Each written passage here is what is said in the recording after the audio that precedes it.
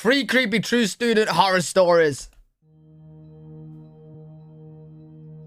Before getting into today's stories, I'd like to talk about today's sponsor, Fume. They'll make you ever head to grade. I wasn't very social in college. I didn't get good grades, I wasn't in a frat, I didn't have a girlfriend, and I wasn't very involved in anything. I wasn't a very happy kid. I'm not complaining though. I found a loyal girl who would never stop fighting for me in my late 30s. My life is good now.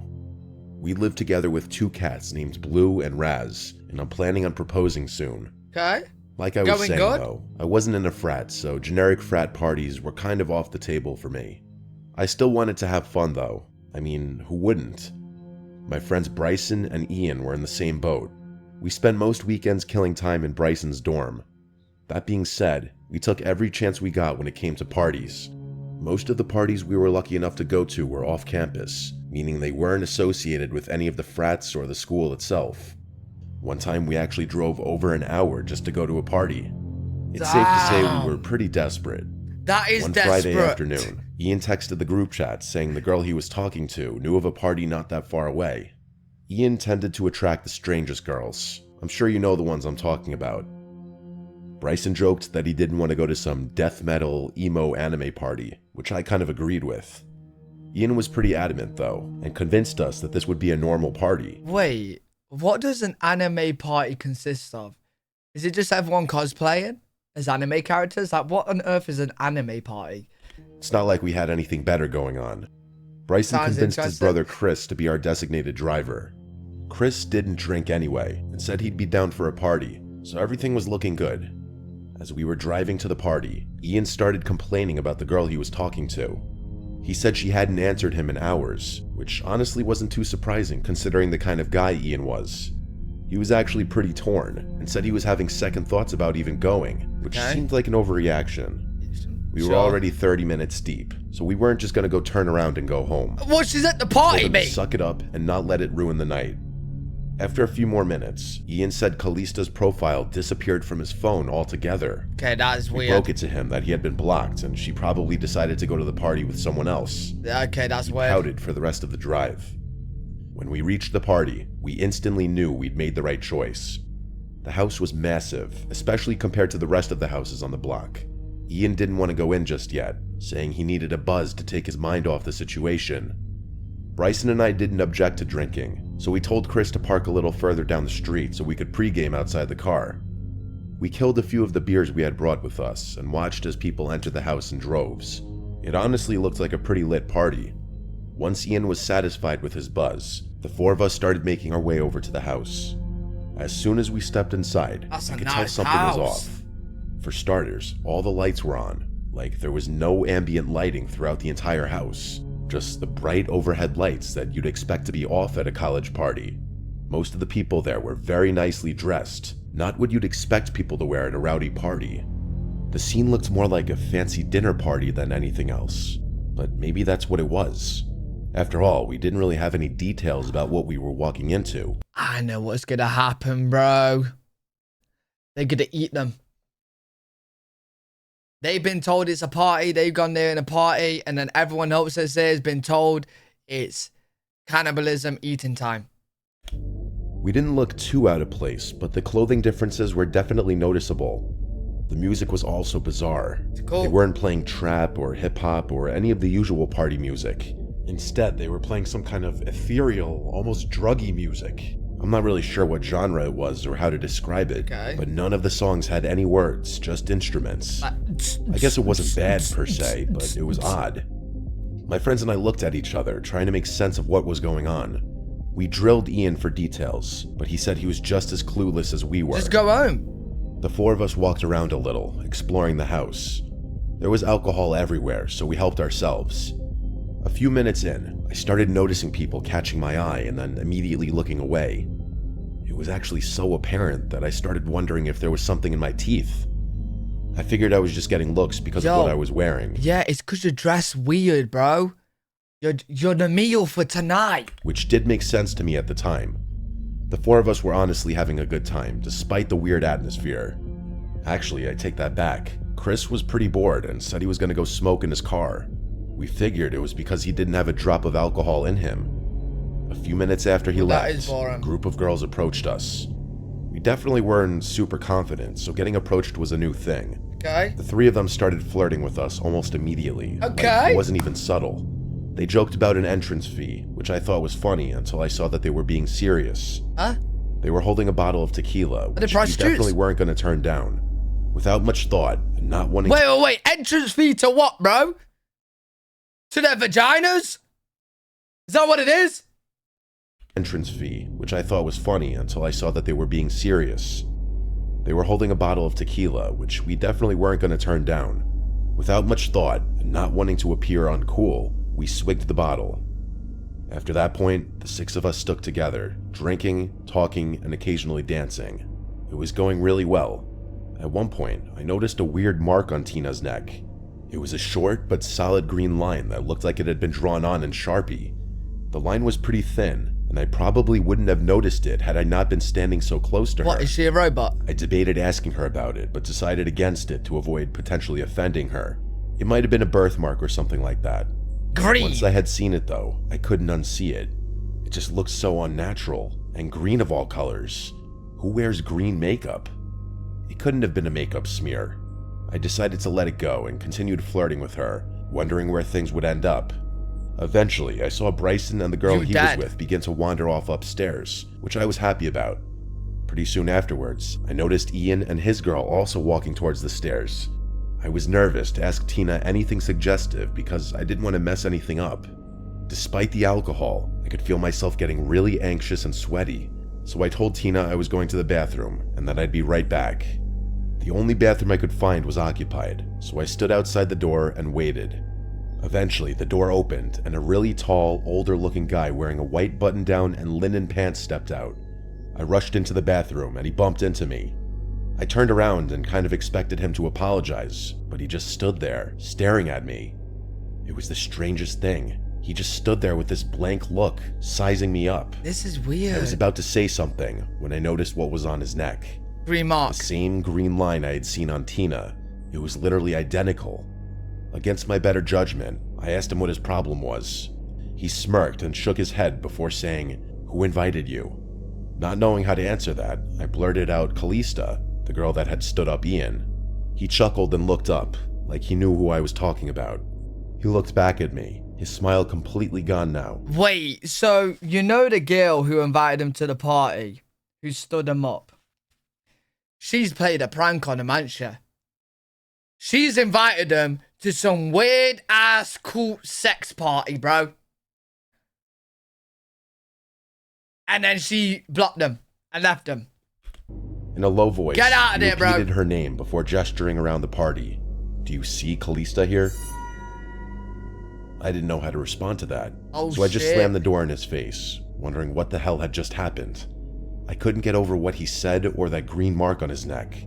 Part of me regretted not asking him more questions about what the hell was going on. I left the bathroom, looking for him. I walked past more people that eyed me up like I didn't belong. I didn't care though. Bro, listen.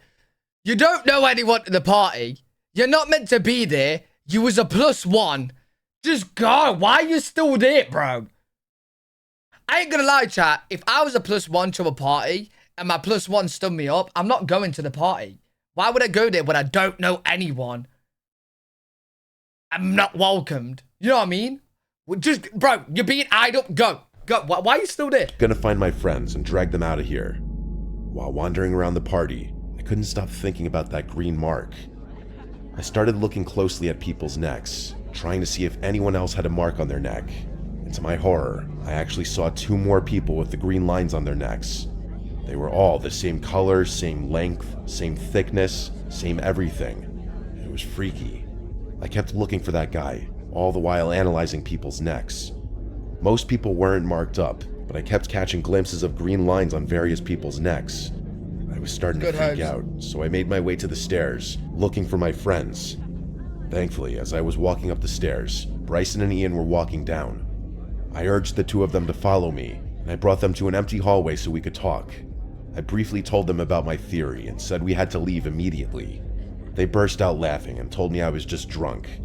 Bryson told me I was just jealous because they had hooked up and I didn't. I asked him where his girl had gone, and he told me she had instructed him to meet back upstairs in 20 minutes.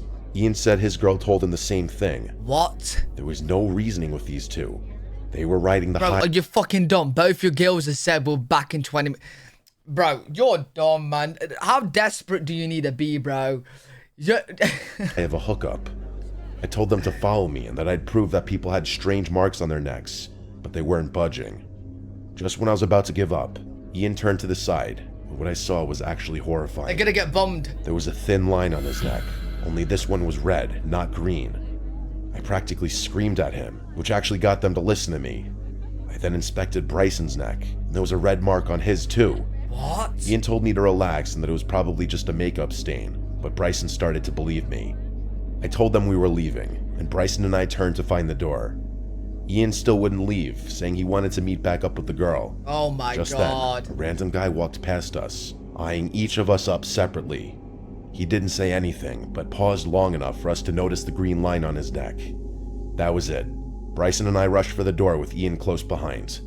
It felt like everyone there was staring at us as we left, but no one moved to stop us. We ran to Chris's car and told him to drive. As we were leaving, both Ian and Bryson's phones started blowing up. Those girls were asking why we had left. How could they have even known that? They weren't even around to see us leave. My friends blocked the girls. Everyone I tell this story to has their own crazy theory about what happened that night. No. I need to know what the party was about. No, I need to know. Are they vampires? Was you gonna get boned by 20 men? Or was it gonna give you the best sucky of all time, bro? Like, what's going on? Night. I really don't know what to think about it, but I don't think I want to know what might have happened had that guy not tipped me off. Hey, chat, who wants to go to this party? I gotta find out. Who wants to go? I need to know, man. I need to know. Alright, Maisie, we'll go. I'm a graduate student studying civil engineering at Purdue University. I actually started a few months ago. I was in a good place, all things considered. Classes were going well, I made a couple friends, and the apartment I found was decently priced. The landlord was pretty sketchy, though. I had a car and lived pretty far away from campus, but I liked driving. The only downside, it was a sketchy part of town, but I didn't care much about that. I'm a guy in my mid-20s, so I figured I could handle myself. Yeah, things were a little boring, but I was there for a degree and not a party. Okay. Everything was pretty normal until the day my backpack got stolen. That's not good. I had left it on a table in a random hall to go to the bathroom like an idiot. By the time I got back, it was gone. Of course, that specific lecture hall didn't have cameras, so there was literally nothing I could do. I was more annoyed than anything. My wallet, keys, and laptop were in there. I had to cancel my cards and get new ones, report my keys missing to the landlord, and start looking for a replacement laptop. It was a whole thing. It sucked, but things happen. It wasn't until a few days later that I realized the situation was 1,000 times worse than I had anticipated. I drove home from campus one evening to find a handwritten note slipped under my door. I figured it was just a reminder from my landlord about something, but I was dead wrong. When I opened it up, it just said, "I see you." No name, no signature, just those 3 words. Hell no! I instantly put 2 and 2 together. Whoever had stolen my backpack... Yo, they even write like a psychopath. Bro, the way they even write that is creepy, bro. Gone through my laptop somehow and figured out where I lived. That was terrifying enough, but just then I had a thought that was so much worse. Whoever had stolen my backpack had my apartment keys. I felt my skin starting to itch. Oh, now I looked over my shoulder, half expecting to see someone there. I ran into my apartment and slammed the door shut. I had a deadlock, so even if someone did try to break in, they wouldn't be able to get past that. Over the next week, I got more notes, all handwritten. They weren't long, just weird phrases like, "I know what you did," or "Watch yourself." At that point, it was really starting to freak me out. I had never done anything wrong. Bro, if you're gonna scare someone by writing to them, at least make sure they can read it, bro. Wrong, really. I like watching you. I like watching you. Bro, that's weird. But if someone had gone through my laptop, who knows what they could have found? I really didn't know what to do. Would going to the police even help? I figured I'd wait it out a little longer, hoping whoever was messing with me would get bored. One night, I was getting ready for bed when I noticed something. It was dark outside and my blinds were half closed, but I could have sworn I saw a flash, like someone took a picture of me. Oh, that's I quickly weird. pulled the blinds down, but my heart was racing. There was no one there. Things didn't stop there. I started noticing small things around my apartment, things being moved. At first, I thought I was just being careless. My shoes would be in a different spot, or my coat would be draped over the chair instead of hung up. It was little things that I could explain away if I really tried.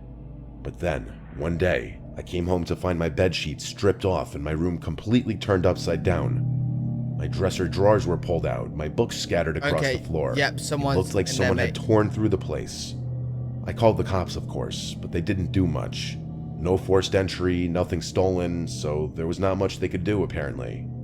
I asked my landlord to change the locks, but he said it would take at least 2 days to get someone out. I begged him to make it happen sooner, but he shrugged it off, saying it wasn't an emergency. I felt betrayed. How in the world could this guy not think that this was an emergency? I kept pressuring him to do something, but he eventually stopped answering, no matter what I said. That was literally yesterday as I'm writing this. I barely slept at all last night, even though I was safe with the deadlock in place. I'm thinking of changing the locks myself, but I'm not sure how I could even do that without— You're not safe. Because someone's going through your room, bro. Oh, wait, does deadlock only work when you're in there? Deadlock only works when you're in there. So when they're out of the room, they can go in. Without causing expensive damage. I called out of all my classes this morning because I'm afraid to leave my room. I'm still here, writing all this down. I'm prepared to confront whoever it is if they come back. I'm sure if they went through my laptop, they would know my class schedule. Maybe I'll hide somewhere and get the jump on them if they try to enter while I'm supposed to be at class. I think that's what I'm gonna do. I'll give an update when I can. Wait! Oh, you're dead, mate. That's an ongoing situation. Hey, we need to call up my boy, bro. Hey, yo, hey, you need some guns. You want some muscle? I got a bunch of people right now I'm talking to. They're in America. They can help you out. You know what I'm saying? We need to sort out this motherfucker, bro. Yo, you might end up dead. That's still ongoing.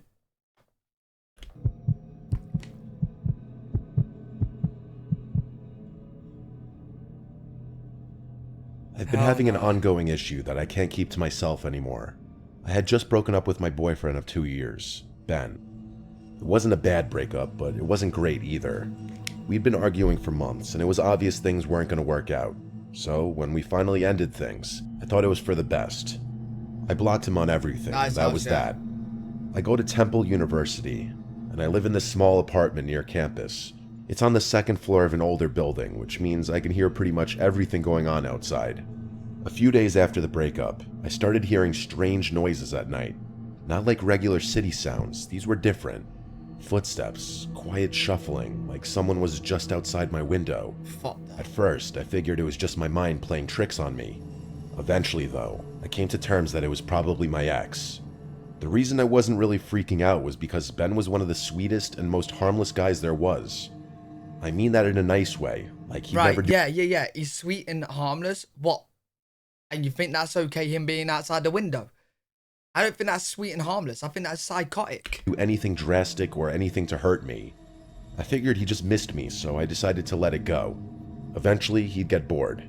Plus, I was already stressed from the breakup, and I had this huge group project due.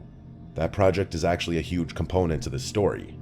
I was the one responsible for editing the project and sending it to our professor. I worked on it all night, making sure everything was perfect. I emailed it just before midnight.